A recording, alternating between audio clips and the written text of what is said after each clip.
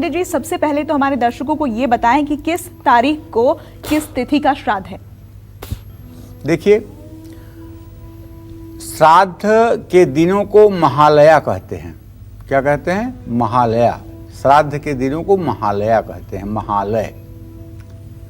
और ये आश्विन कृष्ण पक्ष की प्रतिपदा से शुरू होकर के, यूं कहिए कि भाद्रपद शुक्ल पक्ष की पूर्णिमा से शुरू होकर और आश्विन कृष्ण पक्ष की अमावस्या तक होता है। ये श्राद्ध 16 दिनों का होता है। तो कब कौन सा श्राद्ध है ये तो आपको नोट करना चाहिए, क्योंकि आपके माताजी, आपके पिताजी या आपके पूर्वज जिस तिथि को दिवंगत हुए हैं उस तिथि पर श्राद्ध करना उनके लिए विशेष लाभकारी होगा। श्राद्ध तो आपको रोज करना पड़ेगा, लेकिन उस तिथि पर आपको विशेष रूप से पिंडदान की व्यवस्था करनी चाहिए। तो चलिए, आज 2 सितंबर है, तो आज 2 सितंबर है तो प्रतिपदा का श्राद्ध है। मतलब जिनके माता पिता पितर किसी महीने की प्रतिपदा तिथि को शुक्ल पक्ष में कृष्ण पक्ष में देह त्याग किए होंगे, वो सभी लोग आज अपने पितरों के लिए श्राद्ध कर सकते हैं। इसी तरह से कल यानी 3 सितंबर को द्वितीया का श्राद्ध है और 4 सितंबर को तृतीया का श्राद्ध है। अब जो कहने जा रहा हूं जरा ध्यान से सुनिएगा। 5 सितंबर को कोई श्राद्ध नहीं है, क्योंकि इस दिन शनिवार को दोपहर 4:38 तक तो तृतीया तिथि है। तो कैसे श्राद्ध होगा चतुर्थी का? इसलिए 6 सितंबर को चतुर्थी का श्राद्ध है। 5 तारीख को कोई श्राद्ध नहीं, उस पर कट का निशान मार दीजिए। 6 सितंबर को चतुर्थी का श्राद्ध है और 7 सितंबर को महाभरणी का श्राद्ध है, पंचमी का श्राद्ध है और 8 सितंबर को षष्ठी का श्राद्ध है। 9 सितंबर को सप्तमी का श्राद्ध है। 10 सितंबर को अष्टमी का श्राद्ध किया जाएगा। 11 सितंबर को मातृनवमी है, नवमी का श्राद्ध किया जाएगा। 12 सितंबर को दशमी तिथि का श्राद्ध है और 13 सितंबर को एकादशी तिथि का श्राद्ध है। 14 सितंबर को द्वादशी तिथि का श्राद्ध संपन्न होगा। 15 सितंबर को त्रयोदशी तिथि का श्राद्ध है और 16 सितंबर को चतुर्दशी तिथि का श्राद्ध है। अब 17 सितंबर को पितृ विसर्जन अमावस्या है। सर्वपितृ अमावस्या भी इसको कहते हैं। इस दिन जो लोग 15 दिनों में श्राद्ध नहीं करते हैं, वो लोग भी अगर इस दिन किसी पवित्र नदी के किनारे जा कर के अपना क्षौर कर्म करवा के, बाल बनवा करके और पिंडदान अपने पितरों के लिए पवित्र नदी के किनारे करें, तो मैं विश्वास के साथ कह सकता हूं कि एक दिन का ही ये किया हुआ पिंडदान पूरे वर्ष के लिए आपको पुण्यदायी बना देगा। पंडित जी, हम आपसे ये भी समझना चाहेंगे कि हमारे शास्त्रों के अनुसार कितने तरह के श्राद्ध बताए गए हैं और कैसे हम हर रोज पितरों का श्राद्ध कर सकते हैं, और साथ ही ये भी कि तिथि और वार के अनुसार अगर श्राद्ध करें तो इससे हमें किस तरह से पितरों का लाभ मिलेगा। देखो, ऐसा है, पूजा देवताओं के लिए हव्य और पितरों के लिए कव्य, ये तो रोज देना चाहिए। और हमारे सनातन विधान में है भी कि आप देवताओं को हव्य नित्य प्रदान करें और अपने पितरों को कव्य नित्य प्रदान करें। हव्य का मतलब है हवन सामग्री जो आप अग्नि में देते हो। अग्नि की पत्नी स्वाहा उसे ले जाकर उस देवता तक पहुंचाती हैं और उसी हवन से उस देवता की पुष्टि होती है। जिस देवता का जितना ज़्यादा मंत्र जप किया जाएगा, जिस देवता के नाम पर जितनी ज़्यादा आहुतियाँ पड़ेंगी, वह देवता उतना ही ज़्यादा बलशाली होता चला जाएगा। इसीलिए कहते हैं ना, राम राम कहो, श्री राधे कहो, कृष्ण कहो। जो नाम का मंत्र जप लोग करवाते हैं, इसका क्या मतलब है? मंत्र जप के बाद में क्या कहा जाता है? गुह्यात गुह्य गोप्ता त्वं गृहाण अस्मत्कृतं जपम सिद्धिर्भवत मे देव त्वत्प्रसादेन सुरेश्वरः। ये अति गुह्य और गोपनीय तरीके से किया गया जप मैं आपको निवेदन करता हूँ, इसका पुण्य फल आपको प्राप्त हो। ठीक है, तो जप जिस तरह से निवेदित किया जाता है, जिस तरह से उसको पाकर के देवता बलि होते हैं, उसी तरह से कव्य यानी पिंडदान और तर्पण, इसको पाकर के हमारे पितर बलवान होते हैं। तो कहा जाता है कि जो श्रद्धा से किया जाए वही तो श्राद्ध है। तो मत्स्य पुराण में 3 प्रकार के श्राद्ध बतलाए गए हैं। पहला तो नित्य श्राद्ध, दूसरा नैमित्तिक श्राद्ध और चौथा काम्य। ये 3 नामों से जाना जाता है। नित्य श्राद्ध वो है जो रोज किया जाता है, नैमित्तिक श्राद्ध वो है जो तिथि पर विशेष किया जाता है, काम्य शास्त्र वो है जो किसी कामना की पूर्ति के लिए किया जाता है। तो यम स्मृति में तो 5 प्रकार के श्राद्धों का वर्णन मिलता है। इसमें 2 श्राद्ध कौन से बढ़े हुए हैं? नित्य, नैमित्तिक और काम्य के अलावा वृद्धि और पार्वण, ये दोनों श्राद्ध इसमें बढ़े हुए हैं। और इसी तरह से विश्वामित्र स्मृति और हमारा जो निर्णय सिंधु है, इस समय जो सनातन धर्म का निर्णय करता है, और भविष्य पुराण है, इसमें 12 प्रकार के श्राद्धों का वर्णन मिलता है। श्राद्ध सिर्फ साल में एक बार नहीं बल्कि नित्य भी आप कर सकते हैं। देवताओं को हवन सामग्री और पितरों को कव्य नित्य प्रदान करने से आयुष्य की प्राप्ति होती है, कुल की उन्नति होती है, समाज में प्रतिष्ठा बढ़ती है, संतान की प्राप्ति होती है, धर्म, अर्थ, काम, मोक्ष चारों पुरुषार्थ की सिद्धि होती है और कभी पितर रूठते नहीं हैं, पितर दोष नहीं लगता है। इसलिए सतत उन्नति की प्रक्रिया जारी रहती है। जय मां विंध्यवासिनी। देखिए, अब मैं आपको बताता हूं कि वार के अनुसार श्राद्ध का क्या फल मिलता है।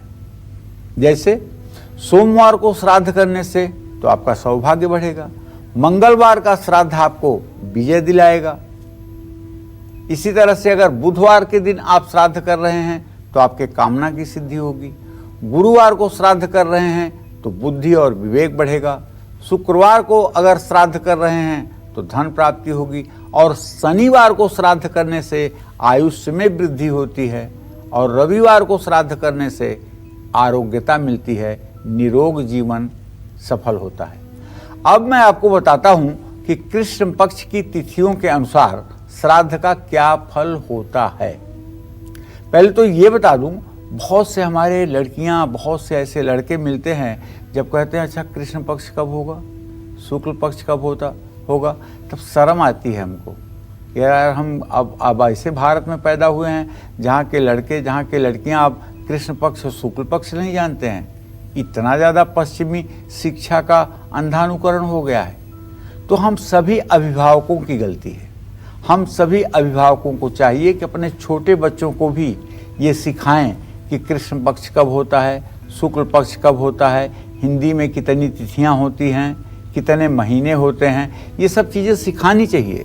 जनवरी फरवरी से दिसंबर तक बताने वाले आपको 99% लोग मिल जाएंगे, लेकिन चैत बैसाख को 12 महीने सलीके से बताने वाले बहुत कम लोग मिलेंगे।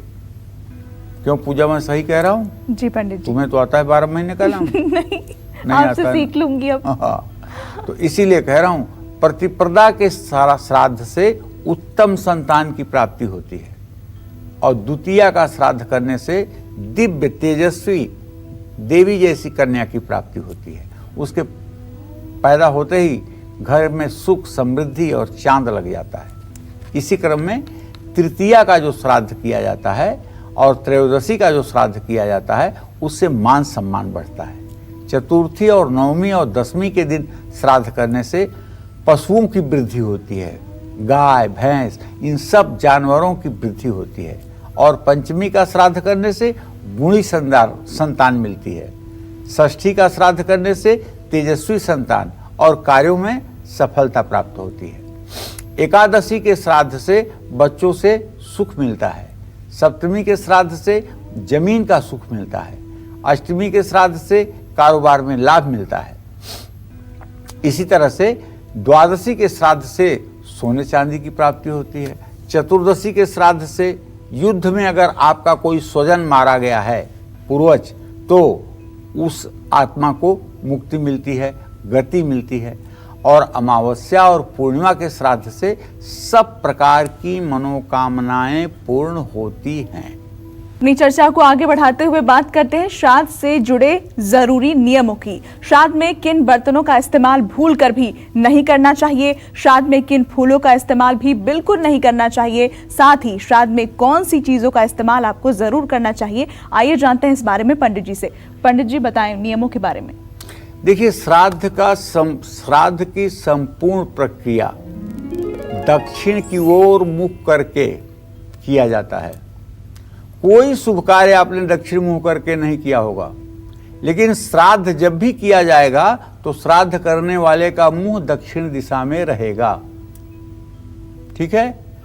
अब जनेऊ को दाहिने कंधे पर डाल करके बाएं हाथ के नीचे रख करके श्राद्ध करते हैं, लेकिन ऐसा हर समय नहीं, क्योंकि श्राद्ध के दो शब्द हैं, एक सभ्य एक अपसभ्य।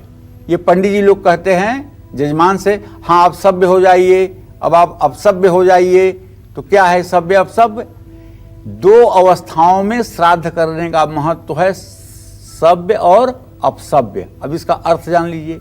अगर दाहिने कंधे पर जनेऊ है, जैसा कि कभी होता नहीं जनेऊ हर समय बाएं कंधे पर होता है, अगर दाहिने कंधे पर जनेऊ है तो ये सभ्य है, और अगर बाएं कंधे पर जैसे हर समय जनेऊ रहता है वैसे जनेऊ है तो ये अपसभ्य है। तो ऐसे में श्राद्ध में, अच्छा हाँ, जो लोग जनेऊ नहीं पहनते वो फिर क्या करेंगे? वो लोग एक गमछा रखेंगे, जिसमें नील नहीं दिया होगा, जो सफेद रंग का होगा, उसे बाएं और दाहिने कंधे पर पलटते रहेंगे। सभ्य कहेंगे दाहिने कंधे पर गमछा रख लेंगे, और अपसभ्य कहेंगे तो बाएं कंधे पे गमछा रख लेंगे। उनका ये सभ्य अपसभ्य पूरा हो जाएगा, क्योंकि समाज में सब लोग थोड़ी जनेऊ पहनते हैं। आज तो कहना नहीं चाहिए, जिन्हें जनेऊ पहनना चाहिए वो भी जनेऊ पहनने में अपनी तौहीन समझ रहे हैं। हम क्या कह सकते हैं?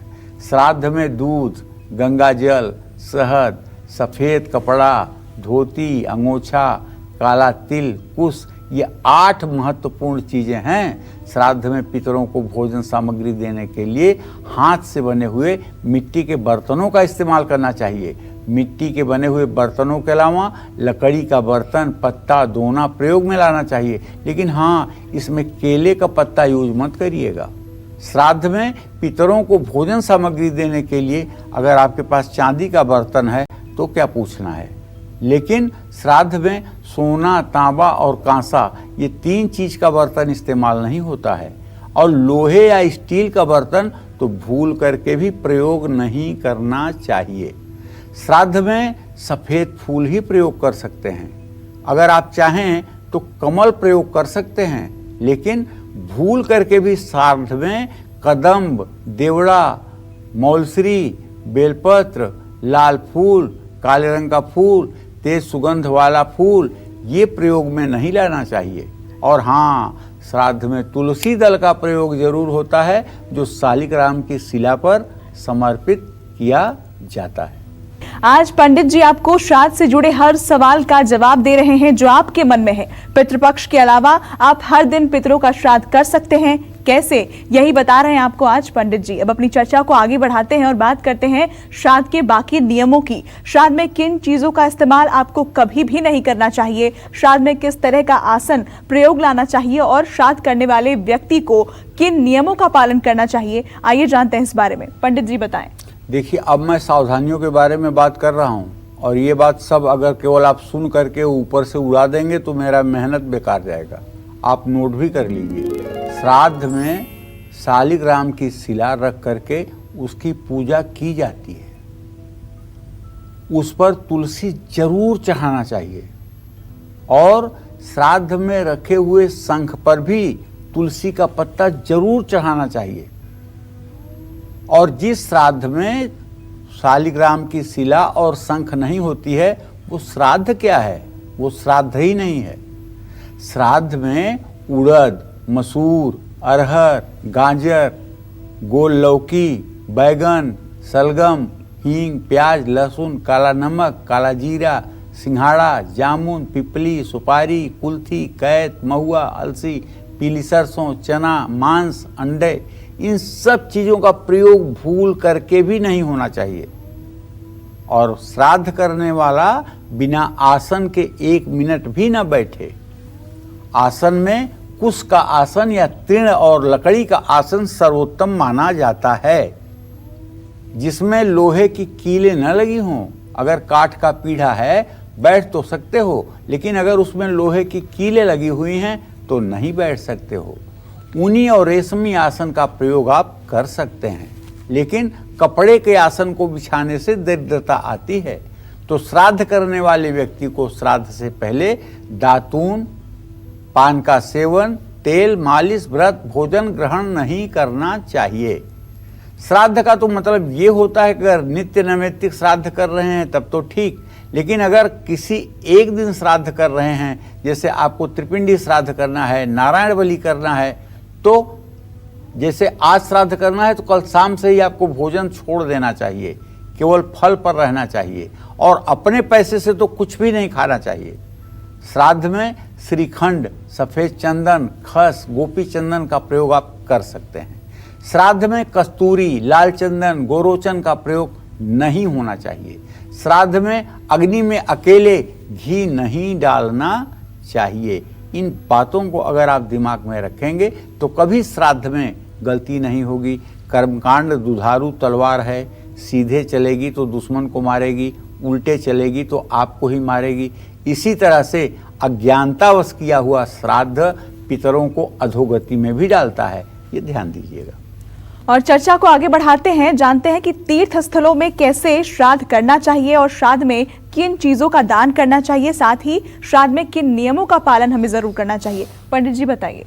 जानते हैं तीर्थ क्षेत्र कोट्यस, अगर तीर्थ में आप कोई श्राद्ध करते हैं तो उसका करोड़ों गुना फल मिलता है। जैसे गया, बिहार में ये गया स्थान है जहाँ धर्मशिला है, जहाँ फाल्गु नदी है, जहाँ भगवान राम ने दशरथ के लिए श्राद्ध किया था। पुष्कर ये राजस्थान में है, प्रयाग उत्तर प्रदेश में है, हरिद्वार उत्तरांचल में है। इन स्थानों में श्राद्ध करने का विशेष महत्व है, लेकिन इसका मतलब नहीं कि और कहीं आप श्राद्ध नहीं कर सकते हैं। और आप त्र्यंबकेश्वर महाराष्ट्र में, नासिक में आप श्राद्ध कर सकते हैं। पुष्कर राजस्थान में श्राद्ध आप कर सकते हैं। कुरुक्षेत्र के पहेवा में आप श्राद्ध कर सकते हैं। इन जगहों पर, काशी में पिशाच मोचन पर आप श्राद्ध कर सकते हैं। इन जगहों पर श्राद्ध करने से आपके पितर बम बम हो जाते हैं। तो श्राद्ध ऐसी भूमि पर किया जाना चाहिए जिसकी ढाल दक्षिण दिशा की ओर हो। पितरों के लिए किए जाने वाले दान को महादान कहा जाता है, जिसमें गाय, भूमि, तिल, सोना, घी, कपड़ा, धान, गुड़, चांदी और नमक में से एक या अधिक सभी वस्तुएं आप दे सकते हैं। धान में सप्तधान्य यानी गेहूं, जौ, धान, तिल, मूंग, सांवा और चना होता है। मृत्यु के समय जो तिथि होती है उसे ही मरण तिथि माना जाना चाहिए। श्राद्ध उसी तिथि को करना चाहिए। मरण तिथि के निर्धारण में सूर्योदय के समय व्याप्त तिथि अर्थात उदया तिथि नहीं मानी जाती है, जबकि सारे व्रत में, सारे कर्मों में उदया तिथि की महत्व होता है, लेकिन मरण में मरण तिथि की स्थिति होती है। अगर कोई आदमी 2 बजे मृत्यु पा रहा है और 2 बजे उस समय द्वितीया तिथि खत्म होकर तृतीया शुरू हो रही है तो उसका श्राद्ध तृतीया में ही होगा। ऐसा नहीं कि द्वितीया उदया में थी तो द्वितीया तिथि को श्राद्ध होगा। दूसरी बात, पति के रहते मृत पत्नी के श्राद्ध में ब्राह्मण के साथ सौभाग्यवती ब्राह्मणी को भी भोजन कराने का विधान है। श्राद्ध करते समय व्यक्ति को पवित्री यानी कुशा की जो पवित्री होती है दाहिने हाथ के नाम की अंगुली में धारण करनी चाहिए। और जो लोग आर्थिक रूप से सक्षम नहीं हैं, जो पूरे विधि विधान से श्राद्ध नहीं कर सकते हैं, उनको अपने पितरों की कृपा पाने के लिए क्या करना चाहिए, आइए जानते हैं इस बारे में पंडित जी से। पंडित जी, जो लोग आर्थिक रूप से सक्षम नहीं हैं वो क्या कर सकते हैं कि उन्हें पूरी कृपा मिले? देखिए, अगर आप आर्थिक रूप से सक्षम नहीं है ना, तो इससे आपके पितरों को बहुत कष्ट होता है। और आप आर्थिक रूप से सक्षम हो इसके लिए वो आशीर्वाद भी आपको देते हैं। लेकिन अगर आप हर तरह से सक्षम हैं और उसके बाद आपको पितरों की याद नहीं आती है तो फिर आपके धन में तो आग लगनी है। अगर कोई पूरे विधि विधान और सामग्रियों के साथ श्राद्ध नहीं कर पाता है तो क्या उसके पितृ प्रसन्न नहीं होंगे? क्यों नहीं होंगे? निर्धनता की स्थिति में सिर्फ पत्तेदार सब्जियों से भी श्राद्ध आप कर सकते हैं। सब्जियां ना भी हों तो घास काट करके गाय को खिला दीजिए, इससे भी आपका श्राद्ध संपन्न हो जाएगा, क्योंकि गाय में 33 कोटि देवी देवताओं का वास है। घास भी ना मिले तो एकांत स्थान में जाकर के श्रद्धा पूर्वक अपने दोनों हाथ ऊपर उठाकर पितरों से प्रार्थना करिए। उचित ब्राह्मण अगर ना मिले तो जो ब्राह्मण मिले उन्हें बुला करके उनसे श्राद्ध करवाइए। माता के श्राद्ध के लिए ब्राह्मण ना मिले तो सुहागिन ब्राह्मणी को भी बुला करके श्राद्ध हो सकता है। अनेक ब्राह्मण ना मिले तो एक ब्राह्मण से भी श्राद्ध संपन्न कराया जा सकता है। पितर स्थान पर आप उस ब्राह्मण को बैठाएं और देव स्थान पर शालिग्राम रख करके संकल्प कर श्राद्ध करें और उस भोजन को गाय को खिलाएं या उसे नदी, तालाब, सरोवर और कुएं में प्रवाहित करें। राजकीय कारावास रोग या अन्य किसी कारणवश स्वयं श्राद्ध करने में अगर असमर्थ हैं तो पुत्र, शिष्य या ब्राह्मण द्वारा श्राद्ध आप करवा सकते हैं, उसका भी लाभ आपको मिलेगा। जय मां विंध्यवासिनी। नमस्कार, मैं हूं मानक गुप्ता। अगर आपको हमारा ये वीडियो पसंद आया हो तो इसे लाइक और शेयर जरूर करें और हाँ, हमें सब्सक्राइब और फॉलो करना ना भूलें ताकि आप देश और दुनिया की कोई खबर मिस ना करें। तो जुड़े रहिए हमारे साथ और देखते रहिए News 24।